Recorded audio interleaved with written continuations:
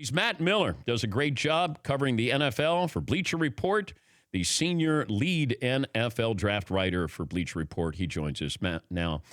Matt, I saw your big board. I don't know if it changed with Kyler Murray measuring over 5'10". Not much. I think that we got to that point where that was expected. People from Oklahoma were kind of leaking that they were actually saying he was 5'9" and 7'8". So he grew a little bit or stretched out or hung upside down or something to get a little bit taller. But this is about what we expected him to be. I think the better number for him was being 207 pounds and having a 9.5-inch hand. And it probably sounds ridiculous to some people that we care that much about half an inch when it comes to hand size. But when you look at historically, you need a quarterback with a hand over 9 inches. And now we are seeing these molds get changed a little bit. Baker Mayfield was around 9 inches. Pat Mahomes was right at 9 inches as well. So Kyler Murray really fits in with that. Even not being this big, 6'5" quarterback, he's hitting a lot of the right thresholds. Is he the first quarterback selected? I think so. I really do. And I'm not going to move off the idea that he's going to be the first pick in the draft. Josh Rosen's deleting stuff off Instagram. You got Steve Keim, the GM of the Cardinals, saying Rosen's their quarterback for now. Maybe I'm just rooting for chaos, but I think there's something to that he might still be their guy. Yeah, I think we're all rooting for chaos here, but I'm wondering, the Giants are probably going to take the approach Kansas City did when they had Alex Smith and Patrick Mahomes, that they're going to draft a quarterback. Maybe Eli's in there one more year, and it feels like Haskins would be more of that quarterback than Kyler Murray would. Can you see Kyler Murray with the Giants? I can't. I agree with you completely there. He doesn't feel like their kind of guy. Being a shorter quarterback, a mobile guy, they've always been a team that wants to win from the pocket.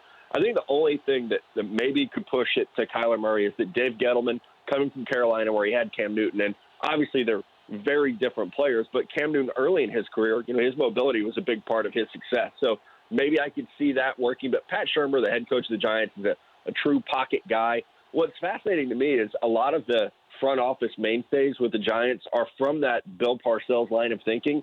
And Parcells, one of his rules for drafting quarterbacks was you had to be a 3-year starter. Kyler Murray's a 1-year starter. Dwayne Haskins is a 1-year starter. So that makes me wonder if Daniel Jones from Duke, who David Cutcliffe was Eli Manning's coach, if there's a connection there. Drew Lock at Missouri was a 3-year starter. So there's a lot of intrigue with the quarterbacks in this class, and we got to wait and see where Nick Foles goes too. If I put Kyler Murray, this year's version of Kyler Murray and Dwayne Haskins, into last year's draft. Yeah, I've been playing around with that. And the cool thing about my job is you get to put a number grade next to a player so you can have a historical comparison. I would actually have them both as the 5th quarterback in last year's class. So ahead of Lamar Jackson, but behind Baker Mayfield, Sam Darnold, Josh Rosen, and Josh Allen. And some of that is about projecting guys to, the league in general, because we're not scouting for individual teams. There might be a fit for Kyler Murray that's great. And it might be Arizona. It might be Washington.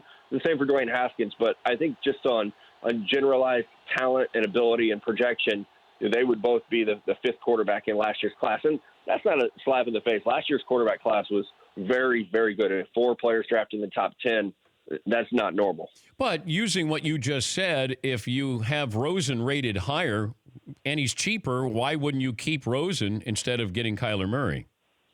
I would, but I would say that if you hire Cliff Kingsbury, a dude who just failed at Texas Tech, if you hire him to be your head coach in the NFL, you have to comply with what he wants to do offensively. So if he comes in and says, yeah, I'm going to take the job and we're going to be innovative offensively, but Josh Rosen's not really my guy. I need mobility and I need someone who can make plays outside the pocket.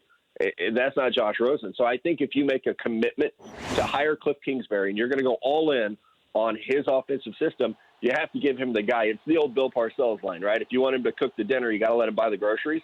I think that's where we're at. If you're going to switch from, a Bruce Arians scheme of downfield passing and in the pocket to what Kingsbury does, if he comes in and says, hey, Rosen's not my guy, trade Josh Rosen to the Giants, get some picks, and take your quarterback at 1. Yeah, I've been mentioning for quite some time now, I could see where the Patriots might do a drive-by with Josh Rosen, just see what the asking price is, and, you get a really quality, perhaps, future quarterback for your team, or the San Diego Chargers or the LA Chargers. Maybe they do that with Phillip Rivers. Can you see any of those scenarios? Oh, absolutely. It would be unfair if the Patriots could get Josh Rosen. And, you're just going to sit behind Brady for a couple of years, and then we're just going to pass the torch to a guy who was a top 10 pick. The Chargers one is intriguing. Obviously he's an L.A. kid. I don't know that he and Phillip Rivers could coexist in the same quarterback room without killing each other is the only thing I would worry about. I'll leave you with this. We're talking to Matt Miller, the senior lead NFL draft writer for Bleacher Report. Let me do Jason Witten, because I don't know. That seemed to be a shock to people at ESPN. How much of a shock there at the Combine when people heard he was going back to the Cowboys? Oh, it was huge. Just being in the media center, I think everyone's phone goes off and you get the little BR app alert. Jason Witten's coming back, and everyone's like, what is going on? And then you automatically spin into, well, who's going to take his place in the booth? I think that was more on people's minds than what does this mean for the Cowboys and the NFL draft, because they don't have a first-round pick, so they're not a team we're talking a lot about right now. But I'm interested to see. I was listening to you guys before I came on. I'm interested to see who they bring in there as well. I like the Kurt Warner idea. I'm a fan of that. Yeah, I think Kurt's a possibility, a good possibility. Joe Thomas might be a guy that I'd look at. Peyton, of course, would be the first choice if Greg Olsen decides not. What's the word on Greg Olsen going back to Carolina and playing? Yeah, it sounds like he's going to go back for one more year at least, which that is kind of a surprise.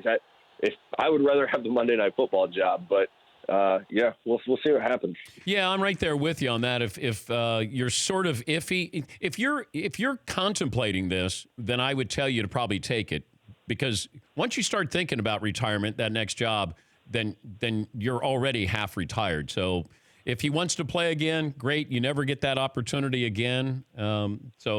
But I get the feeling he's going to want to play again. Hey, Matt, appreciate your time. Thanks for joining us.